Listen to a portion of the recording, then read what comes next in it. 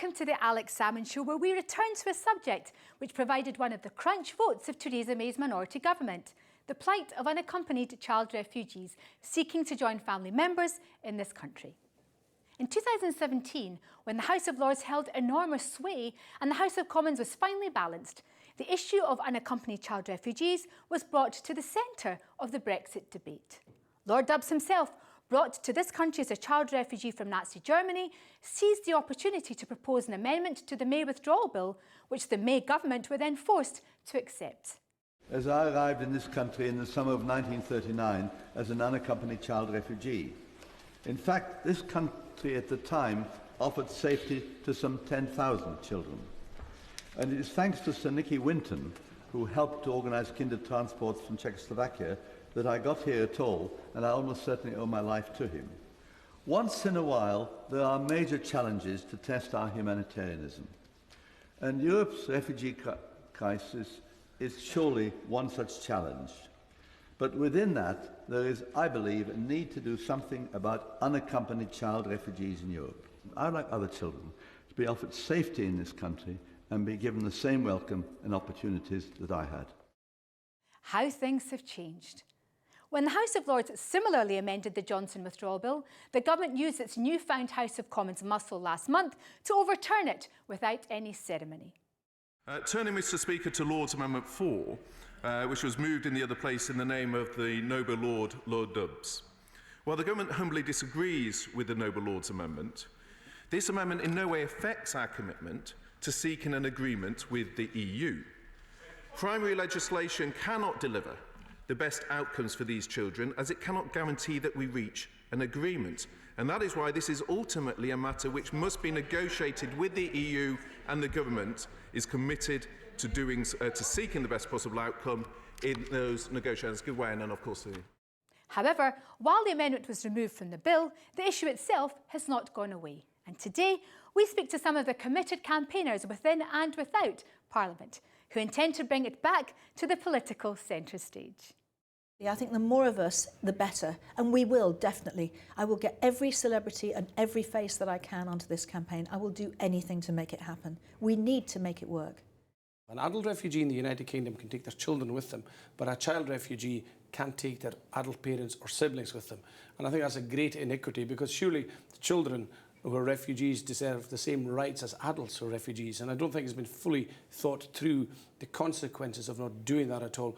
And spurious arguments were made up against it, which are shown not to be true. With the parliamentary prospects looking much less hopeful for the child refugee campaigners, thoughts are now turning to how to renew pressure from outside Parliament. One aspect is to focus on the contribution that the descendants of child refugees of the past have made to this country. Alex speaks to the star of 1,000 TV programmes, Debbie Arnold, whose mother was brought to this country as a toddler on Kindertransport. Debbie Arnold, welcome back to the Alex Salmond Show. It's lovely to see you, Alex. I feel like I'm part of the furniture here. Well, the last time we spoke to you, I mean, you've been on 1,000 programmes or more in our television screens, but we spoke to you about housing and the homeless, but you've got a very particular interest in taking up the cudgels on behalf of child refugees. Cudgels you're taking up with the formidable Lord Dubs, of course. Yes, lovely Alf Dubs. Well, my mother was on the Kindertransport, and so was Alf Dubs, and so I'm trying my best to get the word out and make things, now that the government has... Well, what have they done? The Lords said that they were going to carry on this amendment, and then it went into the Commons and they said we weren't. So what happens now? Well, the government's position, as we've just heard from Stephen Barclay, the Brexit Secretary, is that, OK, it doesn't have to be in the legislation in order for it to be government policy to help child refugees. Why have you got doubts about that? Well, I mean, because beforehand, when it was legislation, it still wasn't done.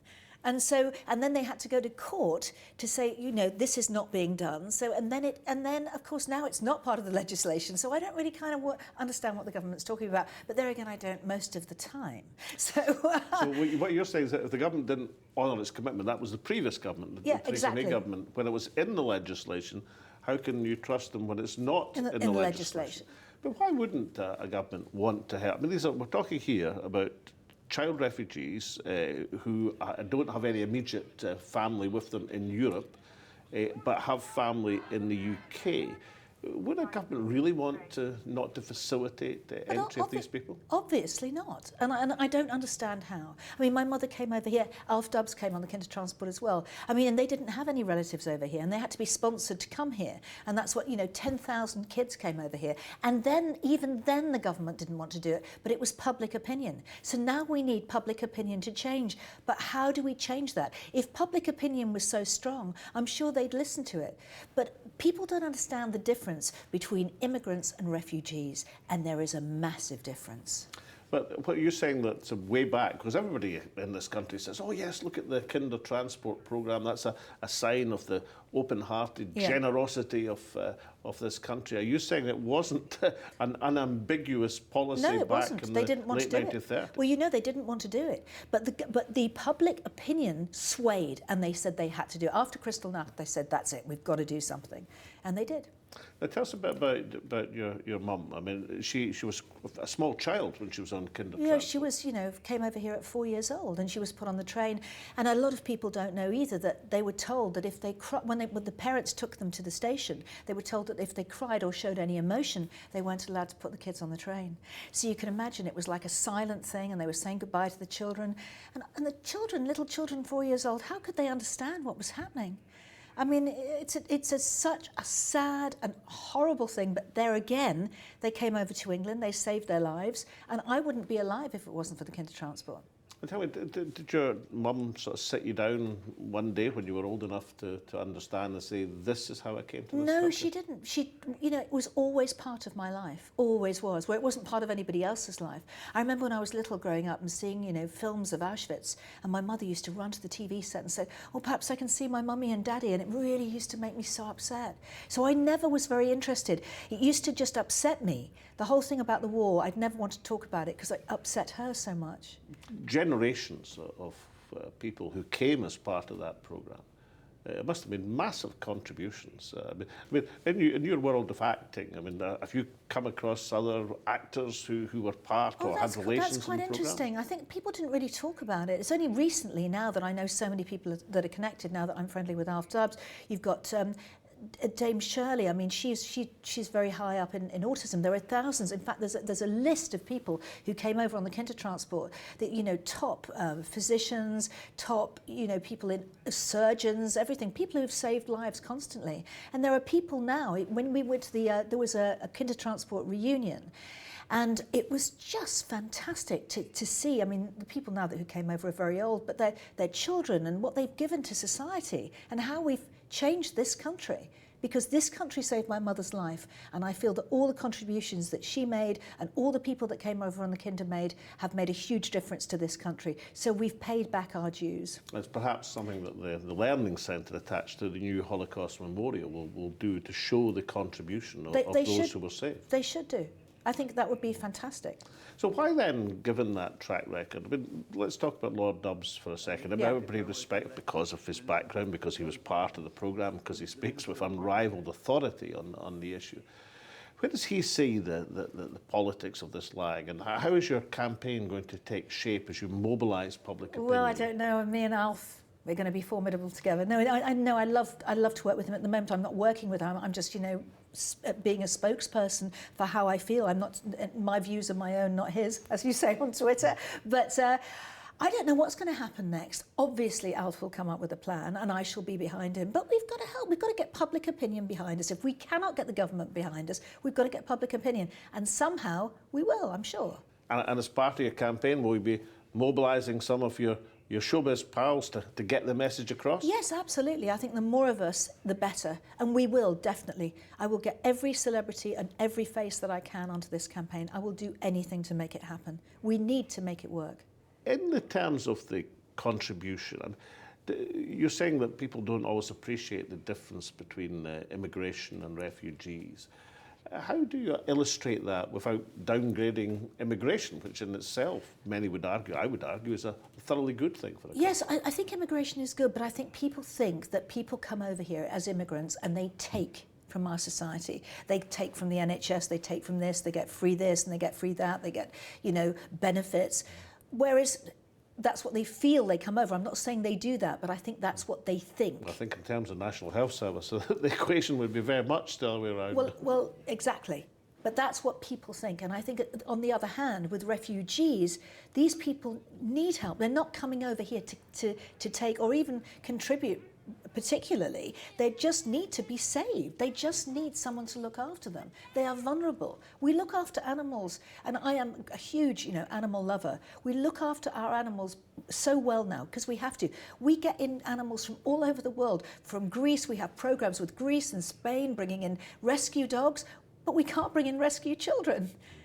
And yet there have been moments, haven't there, in the last few years, one thinks of the autumn of 2015, where the picture of Alain Kurdi, the young Kurdish lad, I think 3 years old, lying dead on that beach, mobilised, changed public opinion, and not just in this country, but worldwide.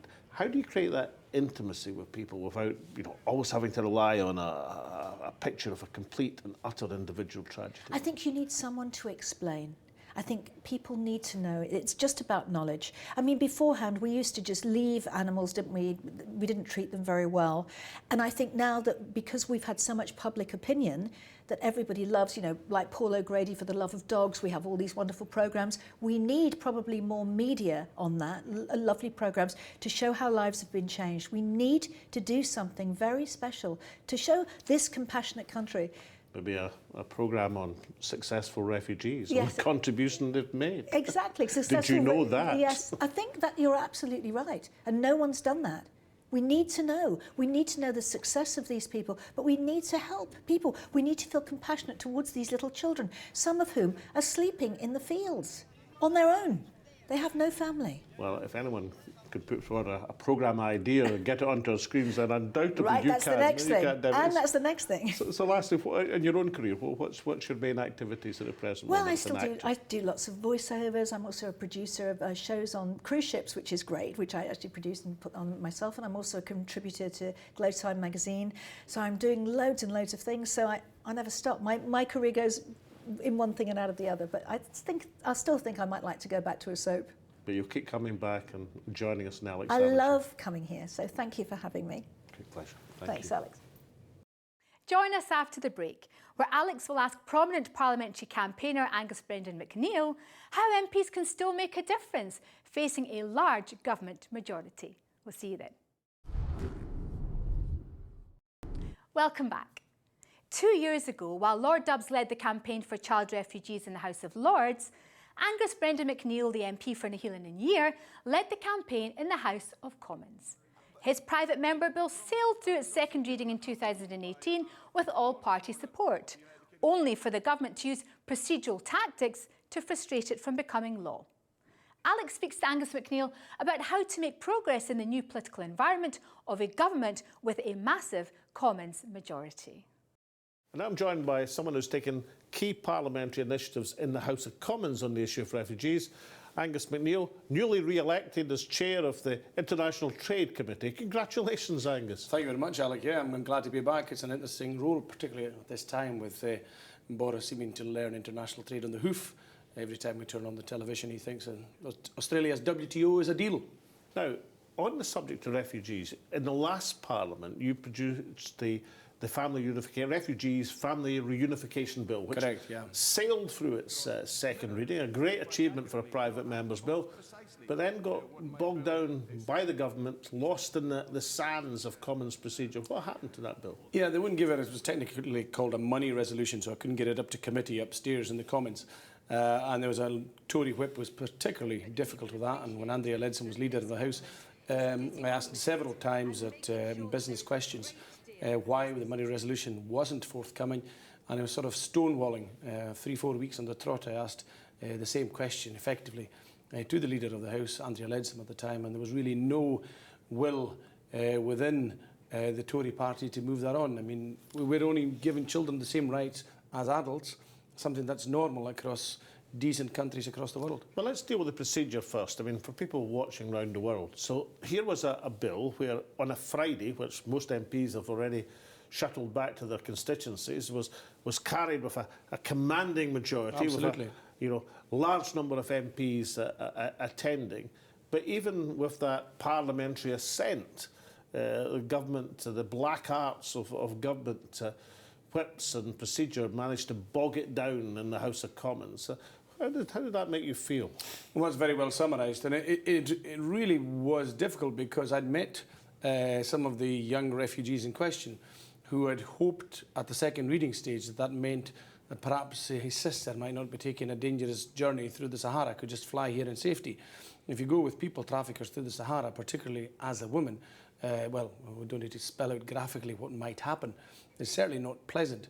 And if you fall off one of the vehicles, then you're just left.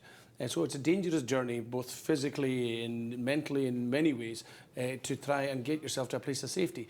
So what you were trying to do was to get children and families reunited. These are people who have families already in the United Kingdom who were seeking to join them from danger zones and war zones as refugees from around the continent. That was the objective of your bill.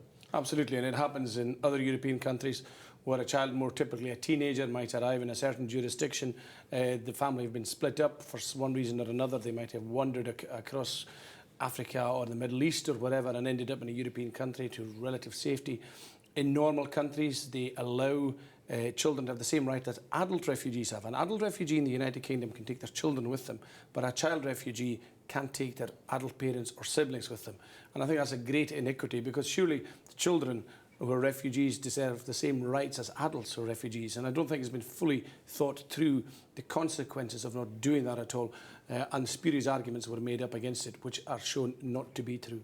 So what is the government's logic here? I mean, remember, memorably, Alf Dubs in the House of Lords succeeded in an amendment to Theresa May's Brexit bill, has tried the same thing and succeeded in the Lords with Boris Johnson's withdrawal bill, but he used his big majority in January to overturn that in the House of Commons. But what is the government's motivation? I mean, at most we're talking about, what, a few thousand people involved. Well, why are they so dead set against a statutory provision to entitle these children to rejoin their families? Well, I would answer two things to that question.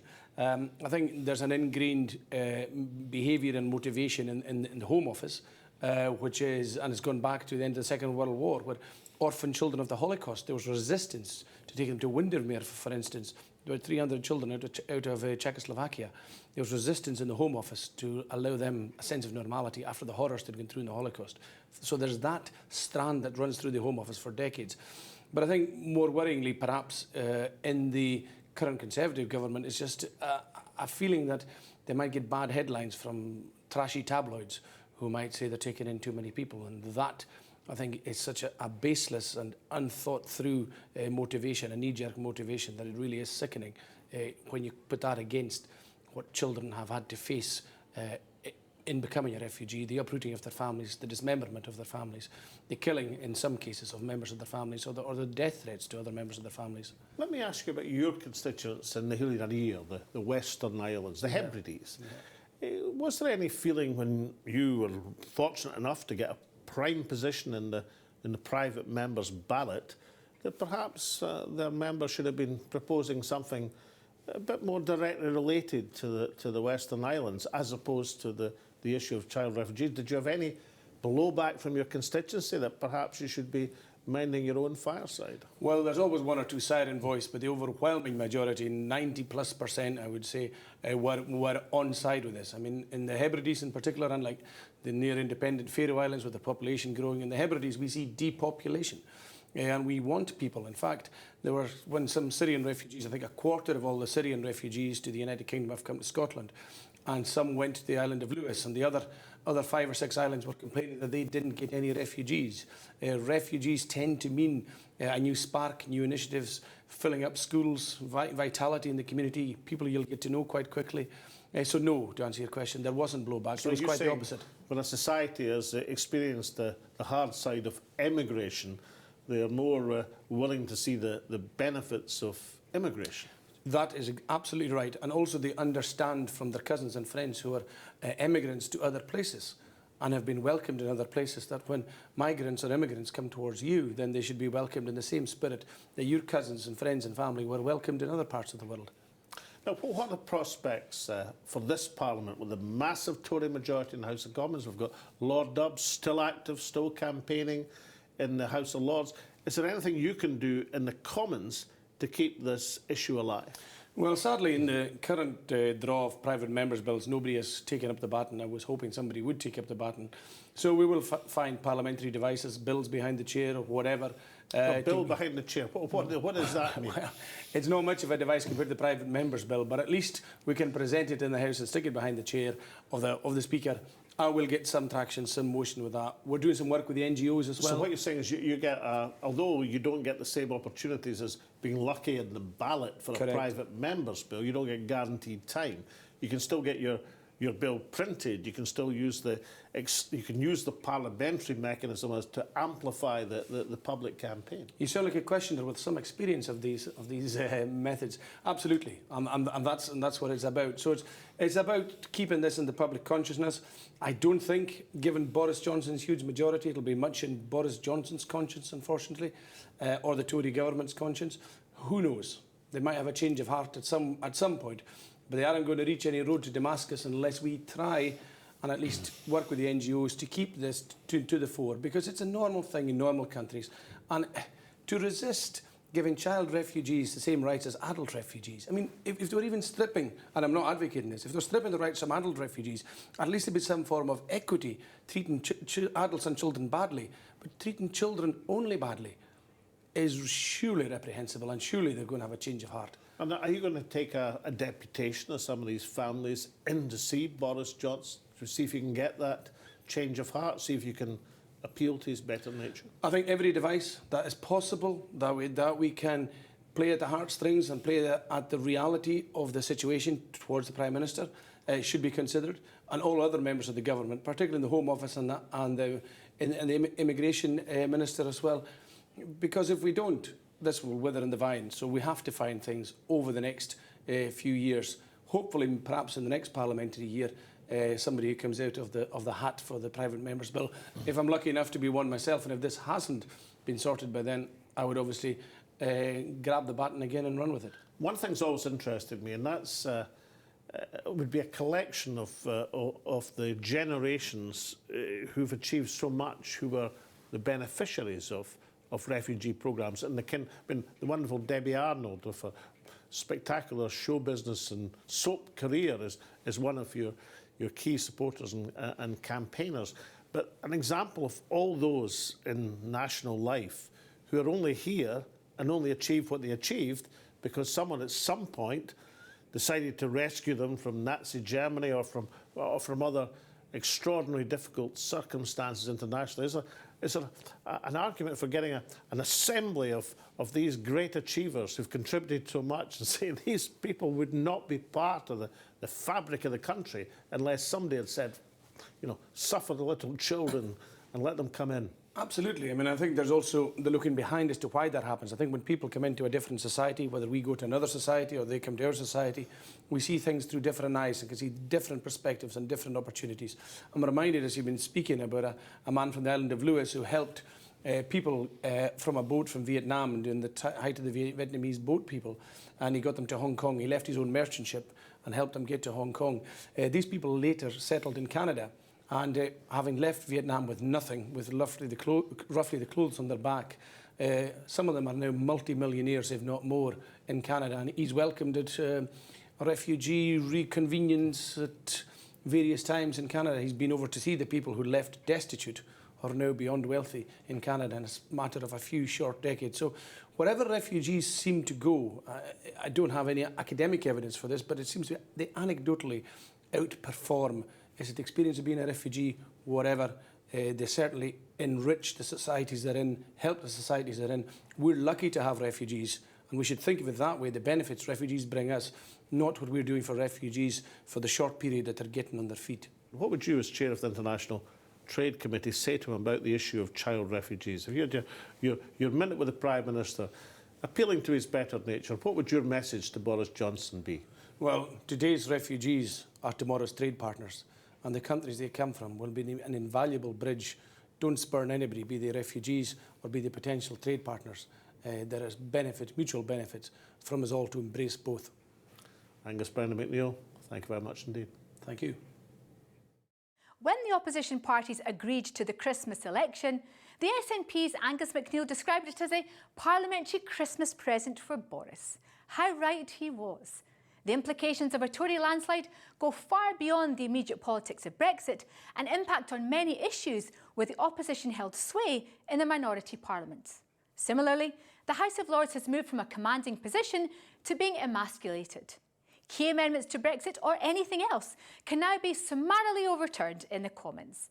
Thus, the campaigners for legislative protection for unaccompanied child refugees will need to find new ways of progressing their campaign.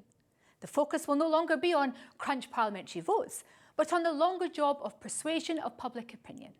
However, feelings remain strong, and the government would be unwise to underestimate the impact of publicity and on how the public can be touched by the plight of refugee children. In politics, parliamentary majorities are what counts for much, but not quite for everything. Meanwhile, from Alex, myself, and the rest of the team, it's goodbye for now, and we'll see you next week.